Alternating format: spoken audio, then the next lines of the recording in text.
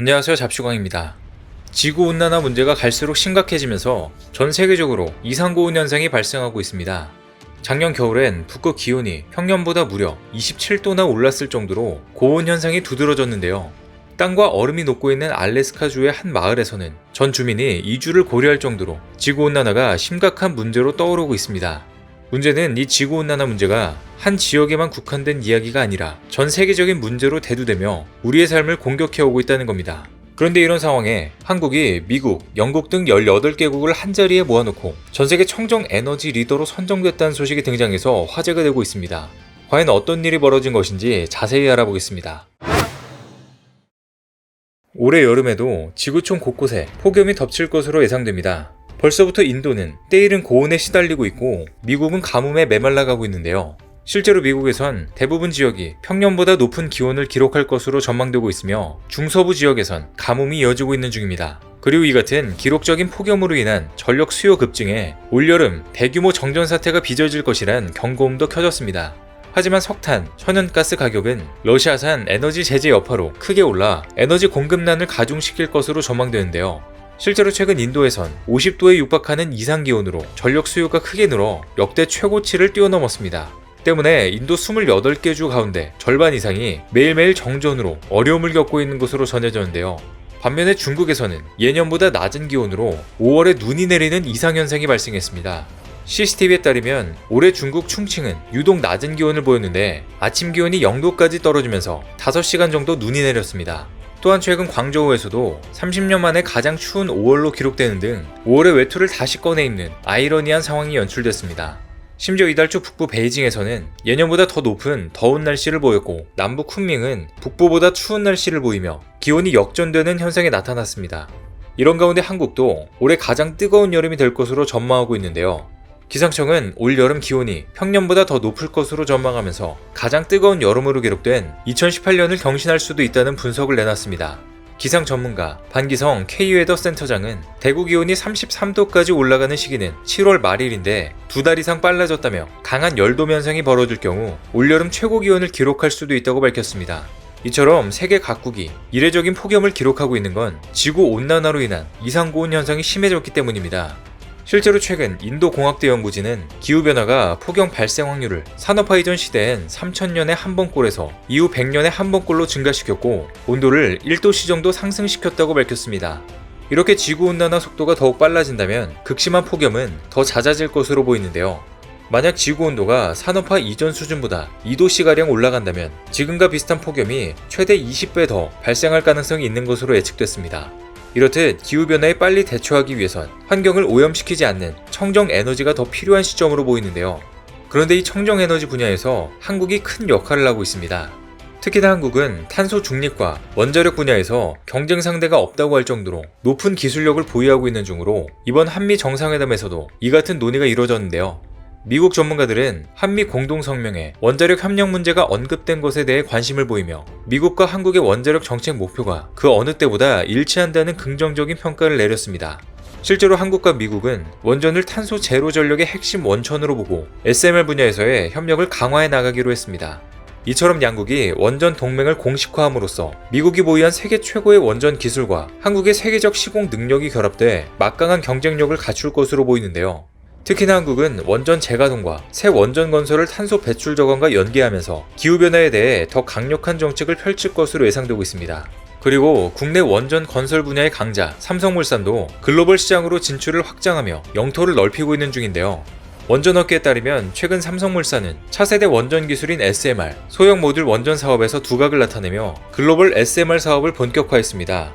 SMR은 기존 원전의 150분의 1 크기로 원전 건설 기간이 짧고 비용이 적게 들어 노후화된 원자로를 대체하는 데 중요한 요소입니다. 앞서 삼성물산은 세계 1위의 SMR 기업인 미국 뉴스케일 파워와 협력을 선언하고 뉴스케일 파워에 총 7천만 달러 규모의 지분 투자를 진행하면서 영역을 확장해 나가고 있습니다. 뿐만 아니라 한국은 미래 에너지의 중심인 수소 분야에서도 두각을 보이고 있는데요. 현재 한국의 수소차 기술은 세계 최고 수준으로 우리나라는 2030년까지 수소차의 판매 비중을 33%까지 높이는 것을 목표로 하고 있습니다. 현대차의 경우 2030년까지 연료 전지 시스템의 생산 능력을 연 70만 대로 확대, 수소차 50만 대를 양산하고 나머지는 수소 모빌리티 생산에 공급한다는 계획을 세웠습니다. 최근엔 수소 연료전지 독자 브랜드 H2를 론칭했으며 두산 모빌리티의 경우 수소 드론 사업을 추진 중으로 알려졌습니다. 게다가 최근엔 삼성물산과 한전이 차세대 친환경 에너지원으로 주목받는 녹색 암모니아 시장 선점에도 나섰는데요. 관련 업계에 따르면 삼성물산과 한전은 이달 말 UAE 현지 석유 기업과 1억 4,500만 달러 규모의 녹색 수소 기반 암모니아 플랜트 사업의 공동 개발 계약을 체결할 예정입니다. 이는 연간 3만 5천 톤 규모의 녹색 암모니아를 생산하는 공장을 건설하는 사업으로 해당 시설에 전력을 공급하는 태양광 발전시설 건설 또한 포함됐는데요.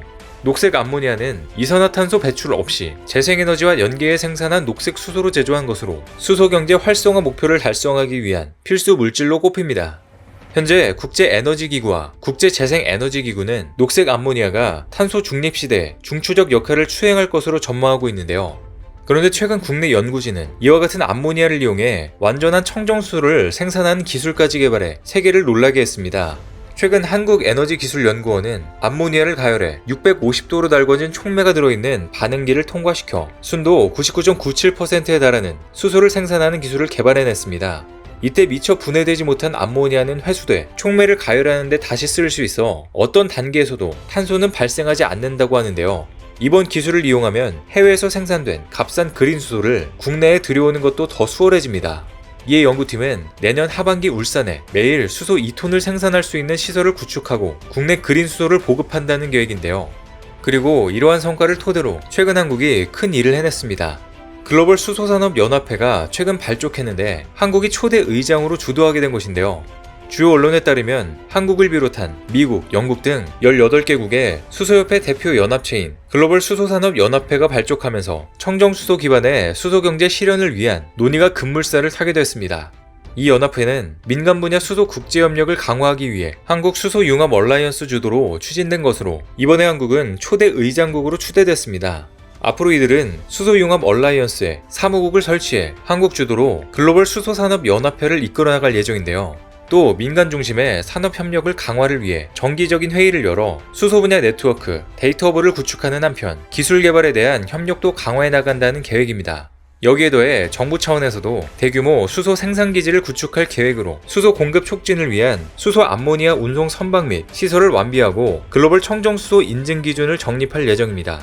한국의 수소 산업 능력이 전 세계적으로 인정받고 있는 부분인데요. 게다가 최근엔 국내에서도 수소법 개정 움직임에 건설업계의 기대감도 커지고 있는 상황입니다. 국회에 따르면 수소법 개정안이 최근 법안 소위에서 통과되면서 국내에서 청정수소 산업이 본격적으로 성장할 것으로 예상되고 있는데요. 수소법이 개정되면 발전소로 전기를 만드는 전기사업자는 생산 전력의 일정 비율을 청정수소로 채워야 하는데 이렇게 되면 플랜트 EPC 경험이 있는 수소 신사업을 준비 중인 건설사들이 유리해질 것으로 보이는데요.